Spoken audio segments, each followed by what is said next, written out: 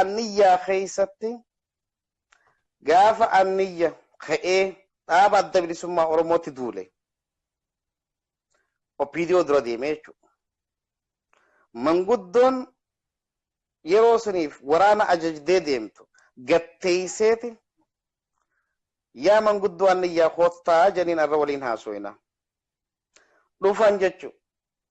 Ijoolleen isin ajjeestan tuni ta OPDO dura deemtanii fiddanii ajjeestan bar ijoolleen tun ijoollee teessanii bar nutis keessanii isiniif jecha daggalatana keessa deemaa jirra beelaa fi dheebuu tana isiniif jecha dubaree arra haqa kanarra ejjettanii ililchitanii nu neexanii ililchitanii nu gabbaastanii janiin jechuudha. Manguddoon waan deebistu wallaalte.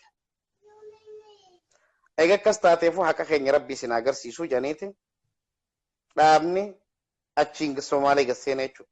Baatii laman turre baatii sadin turre Mallasa Zeenaa as garagaleeti anniyya maal jeen misoomaa jeeniiti qawweerraa hiikkachiisee jechuudha. Baatii shanaffaa irratti liyyuu poolisitti ol naqee dachii isaanii saamsisee jechuudha. Manguddoon anniyyaa maaltu tanaan dhufettee kaatee wal qabattee kaniin abalu jeesiimuu danda'u. Hadaamaa dhaqanii jechuudha. Hadaamaa dhaqanii hadaamaa sunirratti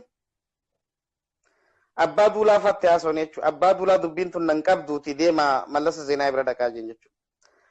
Mallasa Zeenaa bira yeroo Finfinnee dhaqan dubbiin nan qabdu Oromiyaa qabdi jennaani manguddoon harka gurra qabatteeti hiyyeessatti gadhiiste nuutu if godhee kadhaaba keenya firraa gabbaase laala dubbitan kadhaaba keenya firraa gabbaase nuutu if godhe arruma abaa waan ta'e mana beekamtee jeeti manguddoon iyyitee achi garagaltee manguddummaa dhaaba adda bilisummaa Oromootti ergitee jechuudha.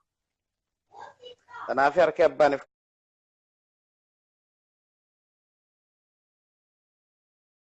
jira wanni kun amma dura 2013 illee godhamee jira jaalabbaa maqaan illee dha'uu baadhu hogganoota shaneedha ol aanootu olola kana oofaa ture uummanni anniyyaa adda bilisummaa Oromoodha isaatu dhawee if keessaa baasee woboodha ijaaruu qabna malee uummanni kun dhawamanillee gartee isaanii malte rakkoodhaa miti galata isaaniitti argachuu jiranii waan woboo dhawaniif keessaa baasaniif galata isaaniitu isaaniif galuu jira jameetti ololli karaa jaarmiyaa jaaldaawudiin ololli badaan deemaadhaa jira. Wanni kun Oromoota naannoo kana qubatu Oromoota anniyyaa biyya keessaa fi alalleedhaa hedduudha yaachisaadhaa jira. Isin siifi hogganoonni adda bilisummaa Oromoodhaa hagaafasii warra achi keessa ture uummata kanaa wajjin jiraate akka ilmatti illee fisti qabanii akka obboleessatti isaanii wajjin turteechi keessaa qabsoo godhaa turtanii mee eegalaaf dura lafa anniyyaa tana keessa akkamitti gabbuutan eegachi keessa gabbuutanoo uummanni kun akkamitti isin simate?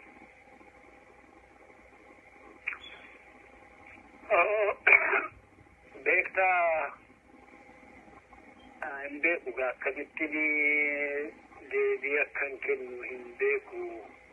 Maaliif anniyya akka kophaatti namni warri baasuu barbaade saggatti baase naaf hin galu. Dirree qabsootti bobba'aa jennaan Harargee dhufe Harargeen naqee itti malan waan biraas fira baasii qabu. Oromootu achi jira, Oromoo qabsoo godhaa jira jechuun egaa achitti bobbaane dhannees waan addaan argine. Hawaashii kaanee hawaashii dabartee hanga daangaa Somaalee ga'utti lafa sana keessa deemee argeera, ummatichas argeera. Kanaaf inni ummata tokkoon fuudhanii waa jedhan kuni wayyaanii natti shuruuf ka'an abbaan fedheyyuu haa godhu wayyaanii natti shuruuf ka'a jechuun natti hin tolu. Maaliif natti hin tolle ijoollee godina kanaatu balbala ganda gosa ituu hin jedhin qabsoo kana keessatti hiriiree wareega guddaa kafale. Ummatichis qabsoo kana gaafa dhaloota isaarraa jalqabee jiraachisee inni ijoollee isaa wajjin yoo qote midhaan qabu horii qabu maal qabuun argitee lubbuu isaa eegee hanga guyyaa amma namni lakkoofsaan irra guddaa ta'e immoo itti dammaqee argee kanaan ga'ee jechaati. Ummata kana keessaa ga uummanni anniyaas tokkumadha. Tarii warri waan biraa jedhan jedhamu kuni achi jiraataniitu waan jedhan kun isaan irratti ta'e immoo maali hin beeku. Egaa yeroon akkas jedhu waan natti dhufantu jiru. Uummanni kuni waliigala naannoon sun amma aggaamni isa duraa keessa jira. Naannoon dirree qabsoo adda bilisummaa Oromoo ture Harargeen akka jiru itti dabalee Baalee achi deemnee Boorana dhaqnee aggaamni wayyaanee ta'aniitu duulli kan hin jedhamne liigii poolis maalii jedhanii wayyaaneen bobbaastiin irratti deemaa jira. Lubbuun ilmaan keenyaa baay'eetu darbee qabeenya baay'eetu saamame. Ammas uummanni kun karaa tokkoon jireenya isaa gaggeessaa tikfatteedha. Soonsaa tiksaa loon eegaa liigii poolisii Somaalee eegaa Kiristii keessa ciisa uummanni kun wal dabaree. Walumaa gaa ammaattuu kana gara Somaalee kana wajjin ta'etti lola tokko qofa irratti namni 18 ol yeroo wareegamu jira jechaadha. Isa kana hunda yeroo ilaalanii fi ammallee nuyiin keessaa baanee jiru biyya addunyaa fedhe keessa jiraata jirru hammam waa gooneef laata hammam dirmanneef laata yeroo gaaffiin jedhu ka'u hamma isaa waaqatu beekaa isaa ofii isaatii biyya isaa irratti falmataa jiru waan biraan kakaafnee deemuun takka akeekuma wayyaanii tarkaanfachiisu itti dabalees akeekaatti illee faa tarkaanfachiisuudhaan irratti adda hin argani. Kanaaf keessaa taatanii eessa dhuftanii waa'ee anniyaa bakka bobbaa anniyaa yoo ta'e godina bahaan dhufe godina bahaa keessatti immoo ilmaan Oromoo Harargee hunda isaanii ganda hundarra gadi Oromoo taasisee hanga gubbaa caccabsuutti bakki namni keessatti hin hirmaanne jiru. Gandi hawwisoon ta'in hin jiru. Bakka walitti muudhaaf. Gandi qorii eenyaannanii waraana kanatti ni kanneen turre jecha. Annis kana keessaa tokko. Maayyii qabsoon akka duubbeetti kan itti aante isadha. Hanganii ofiitu yaabee kutteessa. Ituba. Kanaaf ani tokkoffaa warra waan akkasii oofu waaqa jedhaati isaan jedhu waan akkasii kana dhaabaa yoo waa tokko gochuu dadhabne taa'uun ulfinata cal'isuun ulfinata jecha ummatichi ofiidhaan qabsaa'ata. Kanaaf ani waan kana irratti yoo bilatteenaan jettu diidaan niyyaa kan jedhamu kan hin arginu miillaan gaaletti anniyee jira bookee 27 anniyee jira hanga dhaqee dhungata ga'utti isatu jira isa keessa oborraa kaanee keessa dabarree asiidhaan na ture.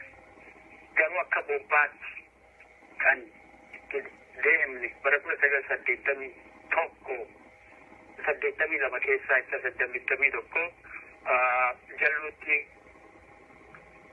guyyaa waboo ayyaaneffannee waraana Sheekh Ibrahim Billisaati maqaa Sheekh Ibrahim Billisaatiin nama 960 nutti duule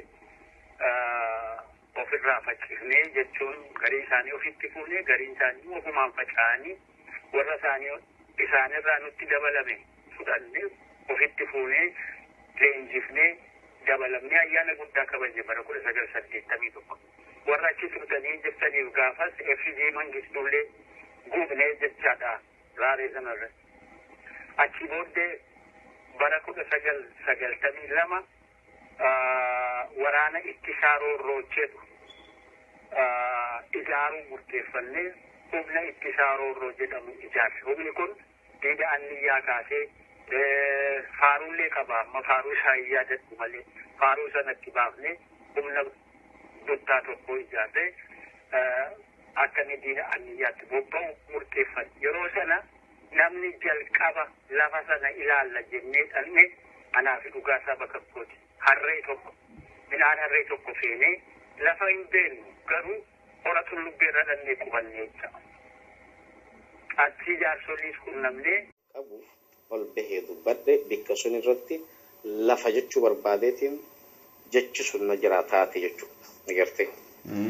So achuma keessatti illee opiidiyoo jechi jettu sun jeetiin jira jechuudha. Wanni qalbii na fuute bikka sun irratti ijoollee mana keessa jira ijoollee waan biraa godhaa ture. Ijoollee suniin ijaan qeeqaa ture qalbiidhaan qeeqaa ture jechuudha. Agartee. So abbaa ilmaaniiti. Ilmaan ijaan qeeqaatiin waan sun dubbadde hammi suni taate hamma sun ol bahe akka nama dhiiraa tokkotti sirreeffadhe. Ofii manguddoo anniyya obboleeyyan kiyya kaanniyya obboleeyyan kiyya Oromoo bikkaa mama sun godhatti tirree baaseef. Hamma si'achi feesbuukiin ani irratti ol bahe kami kaniin irratti ofii gaafadhe sun kami kaniin kabiraa irratti ol bahu kun kami irratti dhaabni hundinuu yaamamee kotta itti walii gallaa janii miti. Kana irratti haa itti walii galluu irratti dibbee itti tumnee hundinuu haa itti walii gallu. Qabsoon tuni qabsoo obboleeyyan keenyatti dhiigaa jiran wareegama qaalitti kafalaa jiran. Anis shanyii lammiidhaaf jaarso goraa gidaayaati.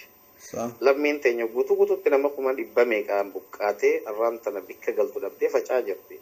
Lammiin anniyyaatis akkasuma taate eegonni taateefu nama ta'ee namni mamangoon hin jiru. Hammasi achi gaawwanni ol qabnee gaqqabnee talaantalloo jirti. Abbaan hammasi ol talaantale ifuma saplise.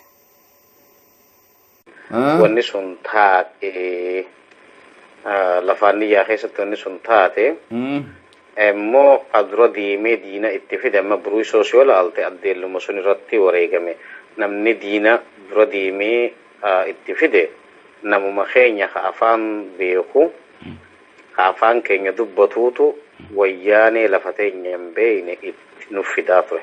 Kallattii adda addaas biyyattoon adda addaatti laggas wagiitis taatu namni wareegamaan isa geesse nama piidiyooti kuma dhibba takka kafalanii fi warroottan garoollee kanaa jechuudha.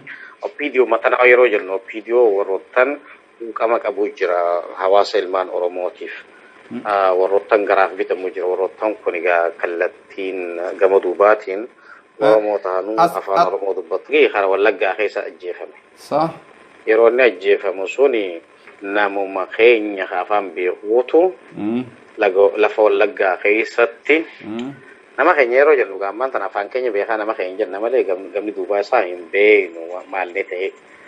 Haatu immoo gama anniyyaa tana gaafatte tana dubbuma gabaabduttu yeroo buruui soofaanis lolatti wanna godhan waan wayyaaneen lafa sun beeyteetii miti kan diimaa itti dhufte namuma keenyaa dura diimaatti geeyse. Anniyyaati explanation kiyya kanneetiin jira hammasii olitti wanniin kan nuta biraa hin jirtu takkaa dura lafa anniyyaati wanni sun itti taate hadura diimaa diina kallattii adda addaatiin garsiisaa jiru namuma keenya kallattii adda addaa afaanuma keenya beeku malee gosa anniyyaati miti keenyan jechaa jiru.